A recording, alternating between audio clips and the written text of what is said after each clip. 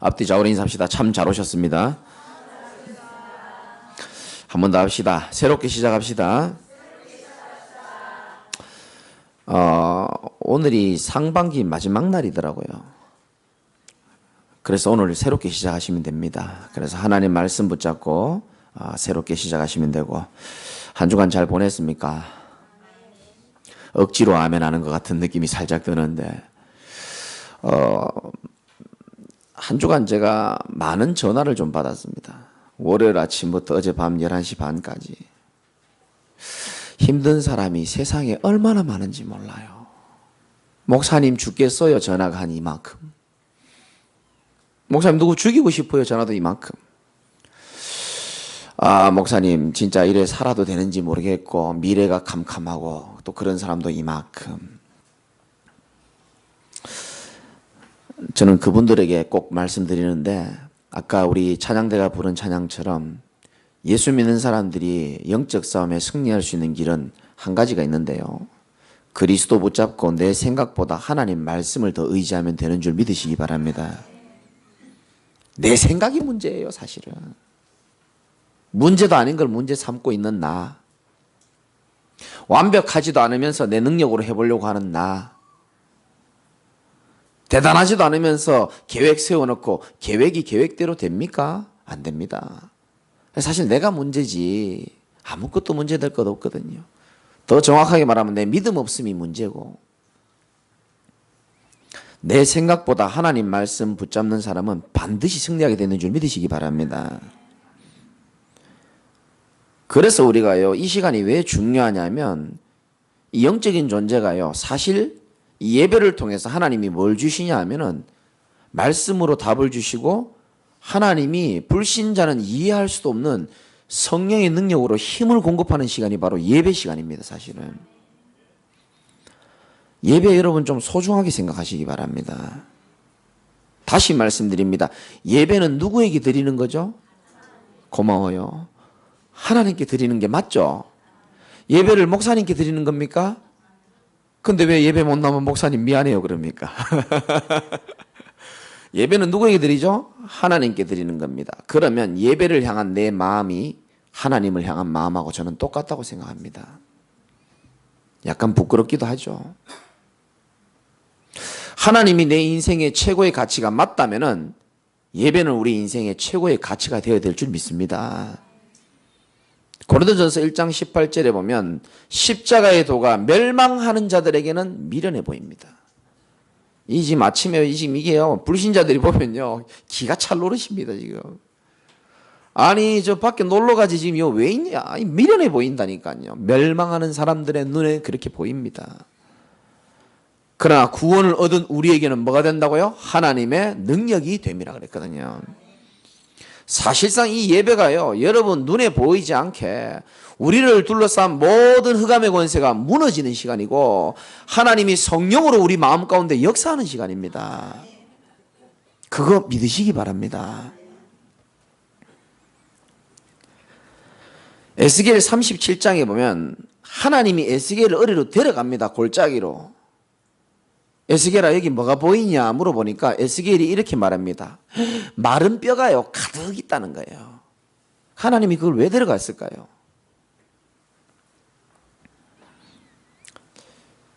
하나님이 질문합니다. 에스겔아 이 뼈들이 살 수 있겠냐? 나는 이거 뼈 보고 얘기하는 게 아니고 나는 우리 인생을 보고 얘기하는 것 같아요. 이 뼈들이 살 수 있겠느냐? 에스겔이 대답합니다. 주 여호와께서는 아십니다. 그러면서 뭐라고 말씀하십니까? 37장 4절에 보니까 너는 마른 뼈들에게 대언하여 이르기를 너희 마른 뼈들아 주 여호와의 말씀을 들을지어다. 인생이 말라 비틀어졌으면 하나님의 말씀을 들어야 될 줄 믿으시기 바랍니다. 인생이 왜 자꾸 말라 비틀어지는지 압니까? 내 생각대로 따라가고요, 사람 말 자꾸 들여서 그렇습니다. 하나님 말씀보다 사람의 말을 듣고 하나님의 생각보다 내 생각을 주장할 때부터 자기는 잘 모릅니다. 이 마른 뼈처럼요 앙상하게 되지는 겁니다. 그래서 말하는 겁니다. 너희 마른 뼈들아 주 여호와의 말씀을 들을지어다. 주 여호와께서 이 뼈들에게 이같이 말씀하시기를 내가 생기를 너희에게 들어가게 하리니 너희가 살아나리라. 이 시간이요 여호와의 하나님의 생기를 얻는 시간인 줄 믿으시기 바랍니다. 하나님 그걸 공급하시기를 원하신다니까요. 하나님 자녀에게. 아무리 생각해도 영적 존재는요 이 말씀을 가까이 할 때 제일 살아난다는 걸 제가 늘 느낍니다. 목사인 저도 마찬가지입니다. 말씀을 가까이 할 때, 그렇지 않을 때는요 분명히 영적 상태의 차이가 납니다.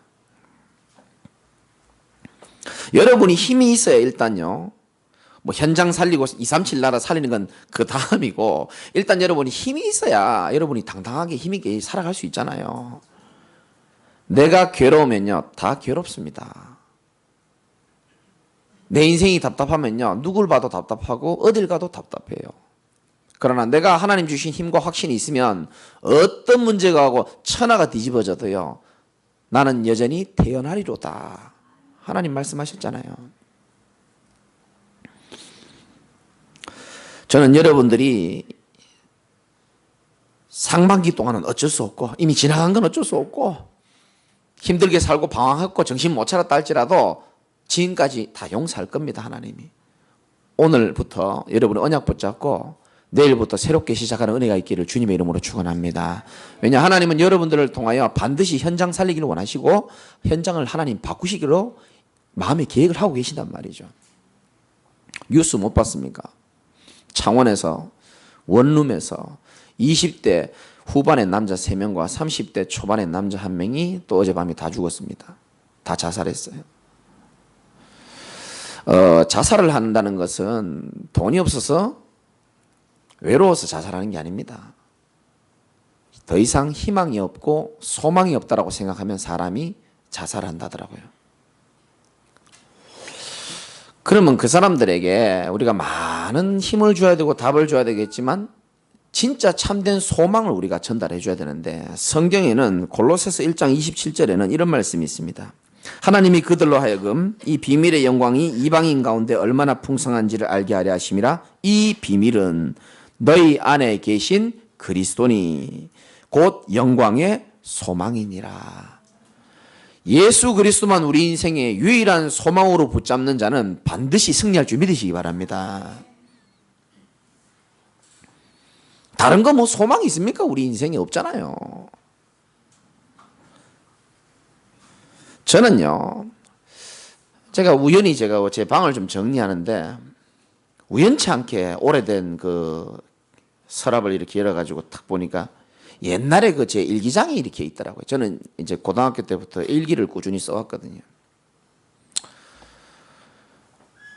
그럼 한 몇십 년 지난 건데 한번 이렇게 고등학교 때 일기장을 이렇게 펴보니까요, 온통 보니까 이 볼펜을 가지고 너무 힘들어했던 그 자국이 일기장에 그대로 묻어 있더라고요. 죽고 싶다는 얘기 많고요. 죄송합니다. 죽이고 싶다는 얘기도 많이 있고. 그 볼펜 가지고 이렇게 X 이렇게 해가지고 왜 종이 다 뜯어진 자국이 있잖아요.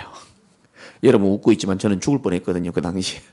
그런 자국들이 일기장에 이렇게 다 뭐 몇 장 넘기면 죽고 싶다. 5장 넘기면 또 죽이고 싶다. 뭐 이런 거밖에 없는 거예요. 아, 내가 옛날에 이랬구나.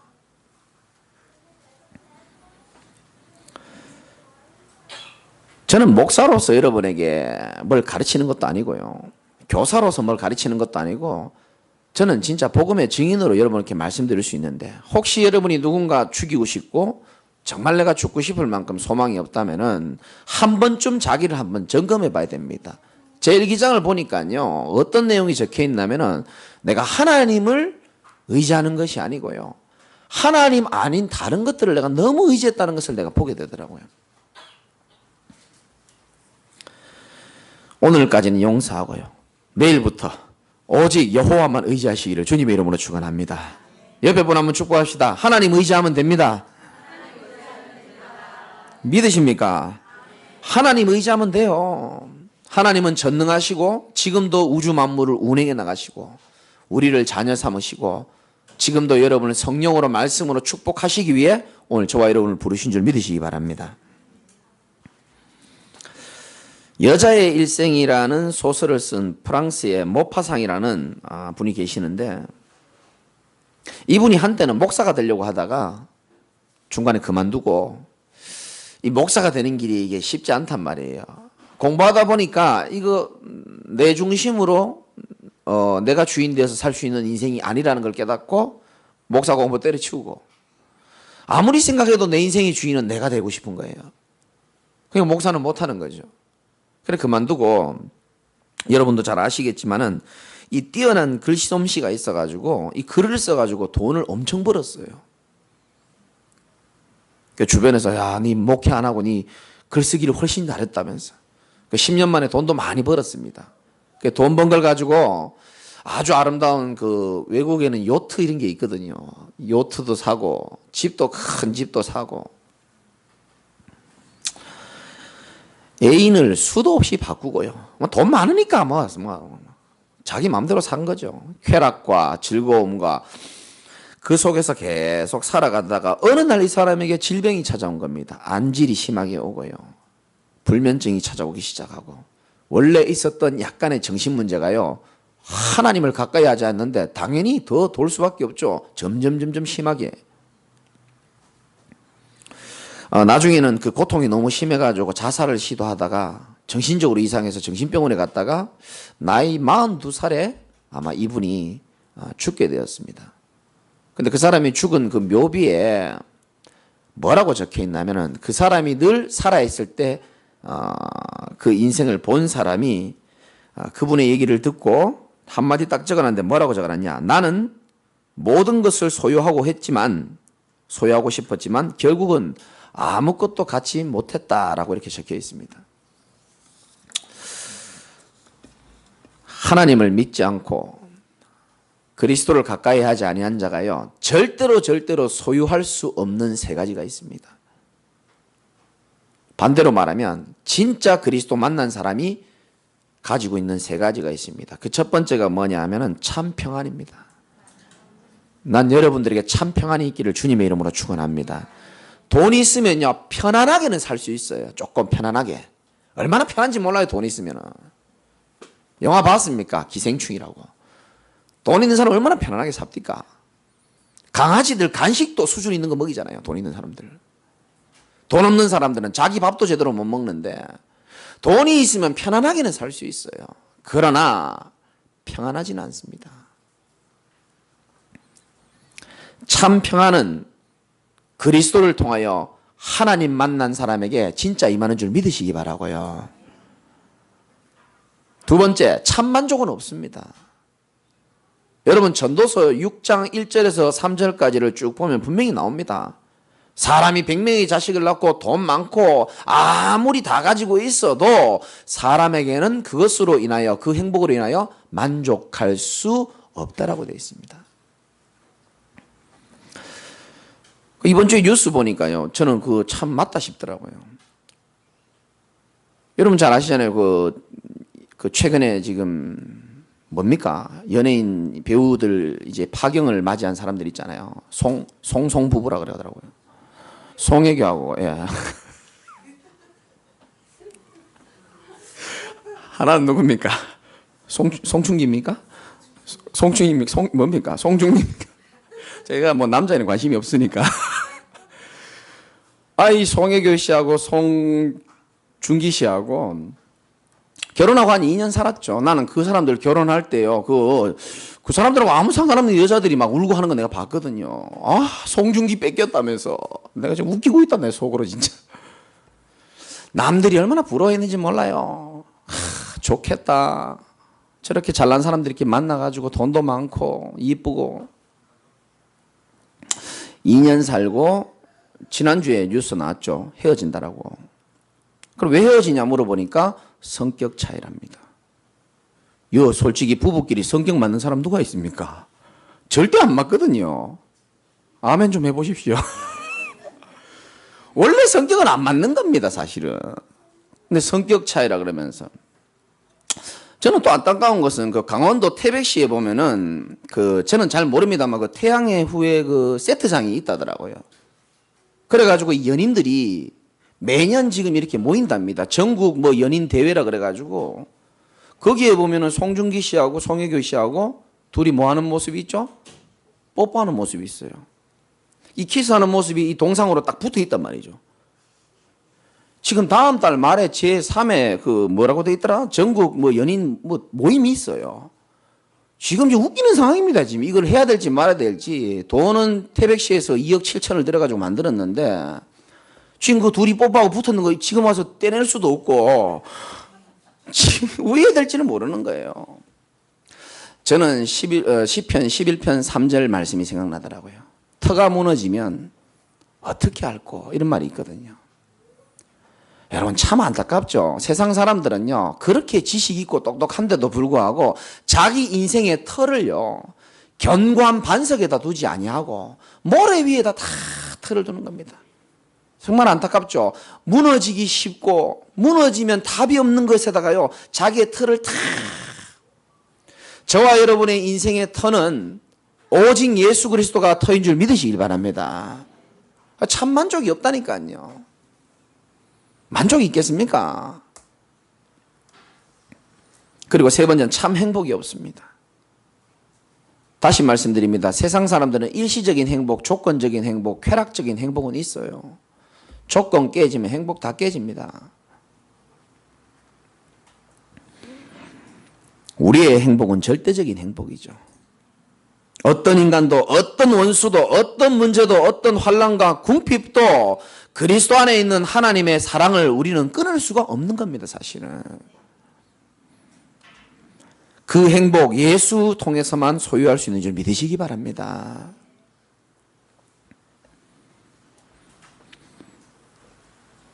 그래서 여러분들이 진짜 이 상반기를 마무리하시면서 어제까지 무슨 일이 있었는지는 별로 하나님 중요하게 생각하지 않고요. 오늘 하나님의 말씀을 내 생각보다 더 가슴에 언약으로 새기고 결단하는 조를 통하여 하나님께서는 새로운 일을 행하실 줄 믿으시기 바랍니다. 이미 상반기 하나님 많은 일을 행하셨고 하반기에 하나님이 큰 일을 행하실 것입니다. 오늘 본문 죽도록 충성하라. 뭐 별로 은혜되는 제목은 아닐 거라고 예상을 하고 있습니다만은 지금 사는 것도 죽겠구만 뭘 죽도록 충성하라 그래. 아무 상관없죠. 그 과거에 70년대쯤 됩니까? 그때 당시에 그 간첩이 이렇게 신고하는 그런 걸 하면은 포상해 주는 제도가 있었어요. 당시에 간첩을 신고하면 한 200만 원 정도 아마 그렇게 줬던 걸로 기억나는데 지금 이 시대가요, 이 서머나 교회 지금 이 시대가 어떤 시대냐 하면은 예수 믿기가 너무 어려운 시대예요, 사실은. 이 로마 황제가요, 완전히 정신이 나갔죠. 이 가이사 황제가 나를 신으로 섬겨라라고요, 다 얘기한 겁니다. 그래서 가이사 인간을 섬기면 됩니까? 이 인간을요, 자기가 신격화시키고 신이 돼가지고 내게 다 제사하고 나를 신이라고 고백하라고 국민들한테 다 얘기한 겁니다. 그럼 어떻게 하느냐? 사람들이요, 그 사람 앞에다 제사 지내고요, 이렇게 신앙 고백을 하는 겁니다. 전능하사 천지를 만드신 이게 아니고 가이사는 나의 주님이십니다 라고 신앙 고백해야 되는 거예요. 안 그러면요 당장 피해가 오는 겁니다. 근데 이 서머나 교회 사람들은 거기에 대해서 믿음의 절개를 딱 지킨 겁니다. 난 그럴 수 없다. 내가 죽으면 죽었지 난 그럴 수 없다. 그런 내용입니다. 사실은. 그런 어려운 분위기에 있는 겁니다. 더 힘든 것은 여기 9절에도 나오지만 이 유대인들이 못됐단 말이죠. 이 유대인들이요, 자칭 자기들은 하나님의 백성이라고 말하지만 하나님의 아들이신 그리스도는 모르잖아요. 그러니까요, 이 예수 믿는 서머나 교회 사람들을 보고요, 너희들 이단이라고요, 핍박하고요, 자기 상권에서 다 몰아내버리고요. 너 이단이니까 다 상권에서 다 나가라는 거예요. 얼마나 많은 피해를 보는지 몰라요. 그러다 보니까 경제적으로 어려울 수밖에 없고 환란이 올 수밖에 없고 어려운 상황에 마치 우리의 모습이랑 비슷하죠. 이런 상황에 하나님이 말씀을 주시는 겁니다. 8절 한번 읽어봅시다. 시작. 서머나 교회에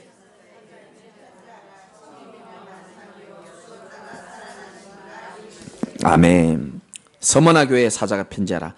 처음이요 마지막이요 죽었다가 살아나신 이가 이르시되. 그냥 주가 이르시되 이러면 되는데 아까 장로님도 기도했잖아요. 알파요 오메가. 처음과 끝이라는 뜻이거든요. 여러분 정신 바짝 차려야 됩니다. 하나님이 우리의 인생을 처음부터 우리를 택하시고 마지막까지 지키시고 인도한다는 사실을 꼭 믿으시기 바랍니다. 이건 약속입니다. 하나님의. 비가 오고 바람이 불고 창수가 난다 할지라도 반석 위에 세워진 인생은 무너지지 않는다라고 주님이 약속한 줄 믿으시기 바라고요. 혹시 여러분을 비방하는 소리, 마음을 흔들리는 여러 가지 생각들을 주는 어떠한 공격이 있다 할지라도 처음과 끝을 주관하고 계시는 하나님 손에 우리 인생이 있는 줄 믿으시기 바랍니다. 9절에 보니까 내가 네 환난과 궁핍, 지금 상황이 환난과 궁핍밖에 없잖아요. 내가 네 환난과 궁핍을 알거니와. 지난주의 말씀에 이어서 하나님은 우리의 환난도 우리의 궁핍도 우리의 모든 아픔도 일단 하나님이 알고 계신다는 사실을 믿으셔야 됩니다. 가족은 몰라도 주님은 내 마음을 알고 계신다니까요. 실상은 네가 뭐한 자라? 부요한 자다. 이렇게 말했습니다. 여러분, 현상이 중요한 게 아니고 실상이 중요한 거예요. 여러분, 그 유명한 부부들이요, 남들이 볼 때 그 눈에 보이는 그 현상은요, 얼마나 부럽고 얼마나 부러워했겠습니까? 그러나 실상은 그들은 행복하지 않았을 겁니다. 그렇죠?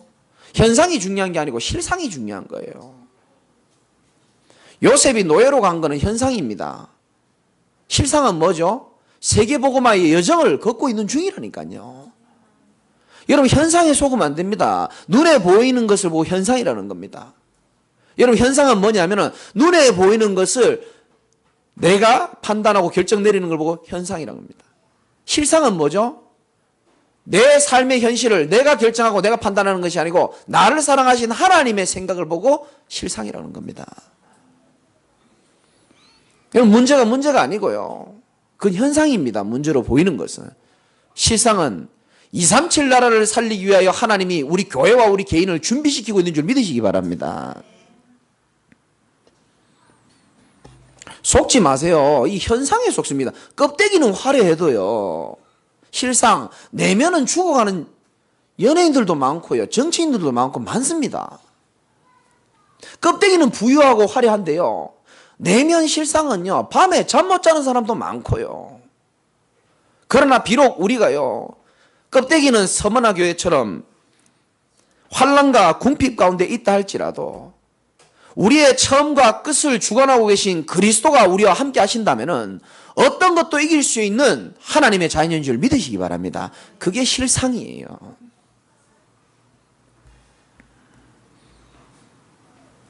그리고 고린도 후서 6장에도 그런 말씀이 있잖아요. 고통받는 고린도 교회를 향해서 너희들이 매맞기도 하고 환난이 오고 궁핍하고 갇히기도 하고 잠도 못 자고 그런 일이 있지만은 6장 9절에 무명한 자 같으나 유명한 자요 죽은 자 같으나 보라 우리가 살아있고 이렇게 되어 있습니다. 죽을 것 같고 죽이고 싶고 그런 인생인데 보라 우리가 살아있고 징계를 받는 자 같으나 죽임을 당하지 아니하고 근심하는 자 같으나 항상 기뻐하고 가난한 자 같으나 많은 사람을 어떻게 하고요? 부요하게 하고. 할렐루야. 아무것도 없는 것 같은데 모든 것을 가진 자로다. 그래서 실상은 네가 부유한 자라고 얘기하는 겁니다. 우리가 비록 조금 경제적으로 어렵고 비록 환난이 조금 온다 할지라도 정말 살아계신 하나님께서 우리에게 주신 축복이 사실은 얼마나 큰지를 몰라요. 복음 깨닫고 진짜 여러분이 복음의 대열에 서서 건강한 몸으로 예배 드릴 수 있다는 사실 자체가요, 얼마나 진짜 미안하고 부끄럽고 감사해야 되는지 몰라요. 몸이 아파서 예배 못 오는 사람도 많고요. 계단 때문에 교회 못 오는 분도 현장에는 많이 계십니다. 그래서 여러분이요, 속지 말아야 됩니다. 이 현상하고 실상을요, 여러분들이 잘 구분할 수 있어야 되는 겁니다. 유대인들이 어떻게 했습니까? 9절에 보니까 자칭 유대인이라 하는 자들의 비방도. 이 유대인들이 자꾸 비방하는 거예요. 아니, 환난과 궁핍만으로도 힘든데요, 우리 인생도 그렇잖아요. 안 그래도 환난과 궁핍도 힘든데 옆에 이상한 것들이 또 시비 걸고 힘들게 하잖아요. 이 유대인들이 비방하잖아요. 실상은 유대인이 아니요 이렇게 말합니다. 이상하죠? 유대인인데 유대인이 아니요 이렇게 말합니다. 그리고 뭐라 되어 있습니까? 사단의 회당이라. 여러분을 괴롭히고 여러분을 속이고 하는 것이 사람이 아닙니다. 유대인이 아니고 실상은 뭐라고요? 사단의 전략이라니까요.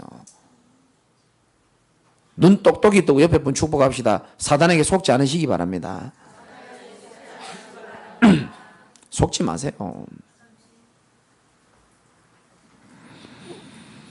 10절에 이렇게 나옵니다. 너는 장차 받을 고난을 뭐 하지 말라고요? 두려워하지 말아라. 이렇게 되어 있습니다. 어떻게 보면요, 신자들은요, 이 두려움 하나만으로 제대로 싸워도 진짜 승리하게 되어 있습니다. 마귀가 자꾸 우리를 두렵게 만들거든요. 누가복음 21장 18절에 보면 너희가 내 이름으로 말미암아 모든 사람에게 미움을 받을 것이나 너희 머리털 하나도 상하지 아니하리라. 우리의 생명의 주관자는 마귀가 아니고 생명의 주관자는 창조주 하나님임을 믿으시기 바랍니다. 지금도 역사를 주관하고 계시고 우리의 처음과 끝을 붙잡고 계시는 겁니다. 시편 46편 1절에도 보니까 하나님은 우리의 피난처시요 힘이시니 환난 중에 만날 큰 도움이라. 그러므로 땅이 변하든지 산이 흔들려 바다 가운데 빠지든지 바닷물이 솟아나 뛰놀든지 그것이 넘침으로 산이 흔들릴지라도 우리는 두려워하지 아니하리로다. 두려움은 하나님이 주시지 않습니다. 제가 늘 말씀드리죠. 디모데후서 1장 7절에 하나님이 우리에게 주시는 마음은 두려워하는 마음이 아니요 그랬습니다. 하나님 우리에게 능력을 주시고 확신을 주시고 평안함을 주시는 분이지 두려움 주는 존재가 아닙니다. 그런데 목사님 두려워요. 그게 바로 유대인처럼 보이는 사단의 계략입니다. 사실은 두려워할 거 없습니다. 창조주 하나님이 여러분과 항상 함께 계시고요. 우리를 구원하신 하나님은 지금까지 인도하신 게 확실하시고 미래까지 여러분을 지키시리라 약속하셨습니다.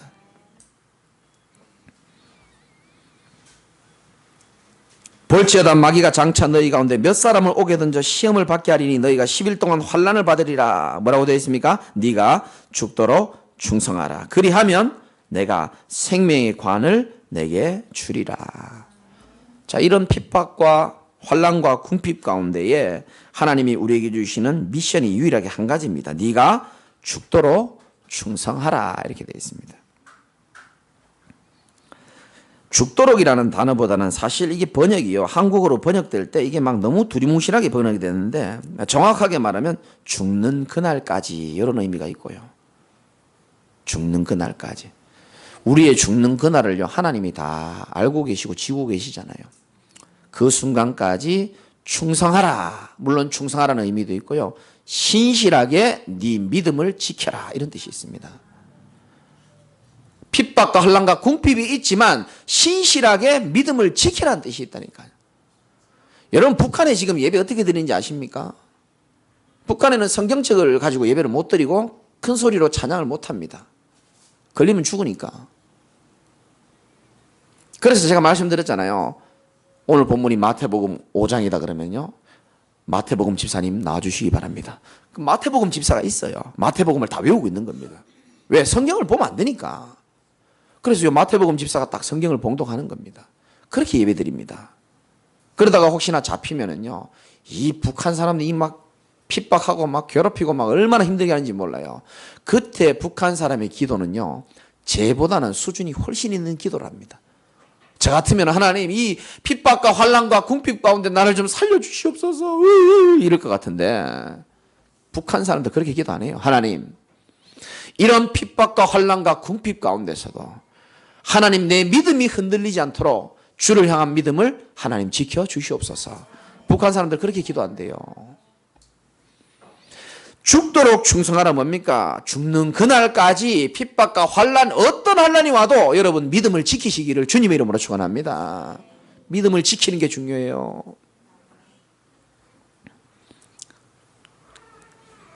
끝까지 완주하라는 의미가 있고요. 마라톤처럼 끝까지 완주해라. 죽도록 충성해라.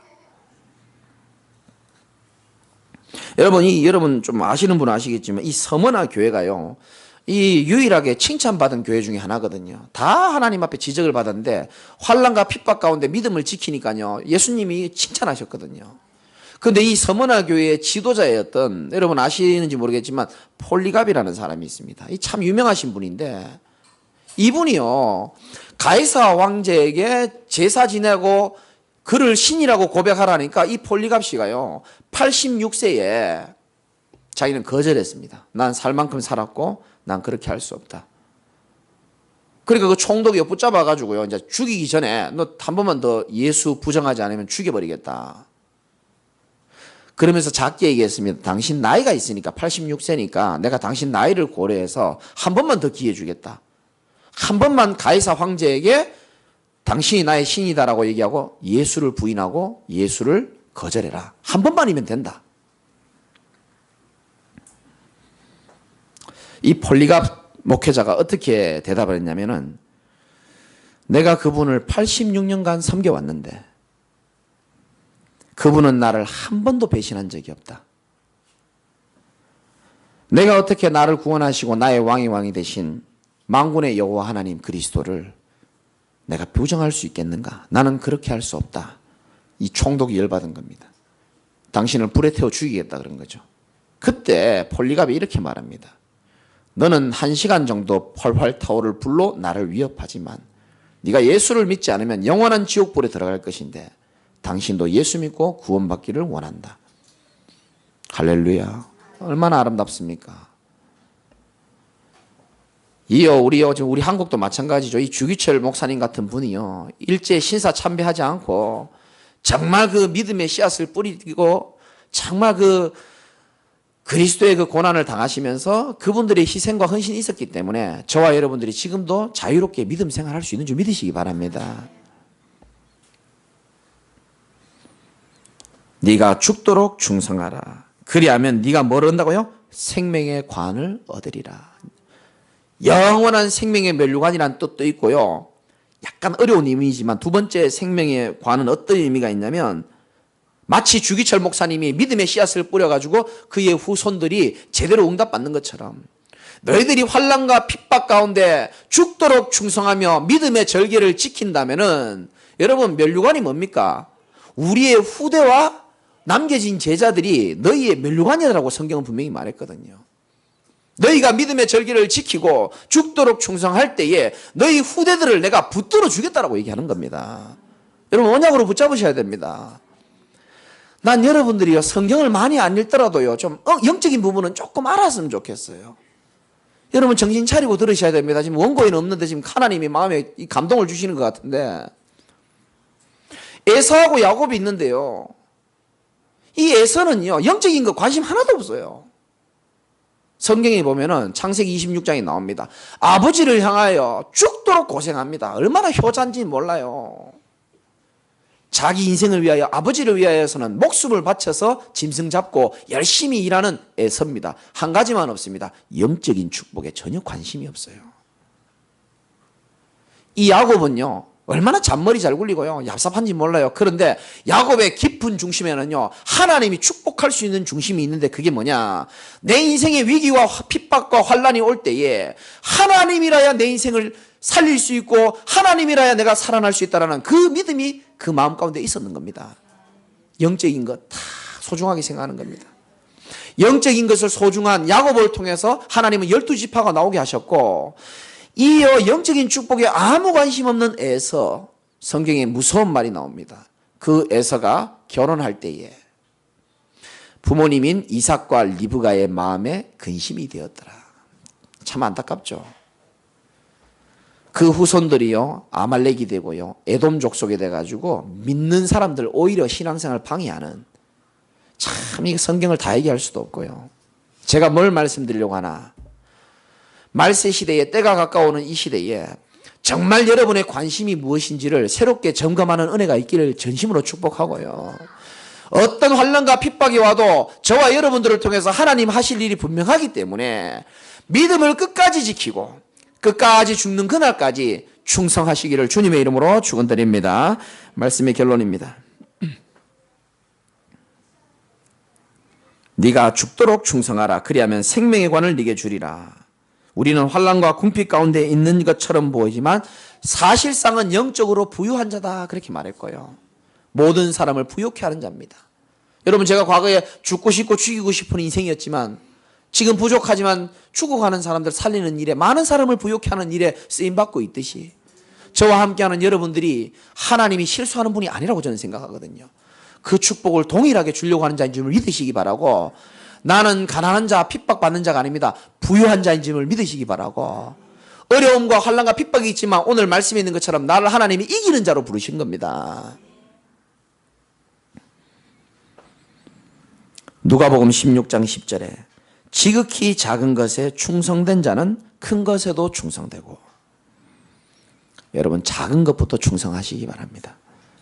주의 일에 올인 그건 그 다음이고 일단 작은 것 내가 맡은 것부터 가장 당연한 것부터 하나님 앞에 충성할 때에 작은 것에 충성된 자는 큰 것에도 충성할 수 있고 지금 내가 맡은 한 아이 한 부서 그거 충성한 자가 결국은 237 나라도 충성되이 하나님의 사명을 감당할 수 있는 줄 믿으시기 바랍니다.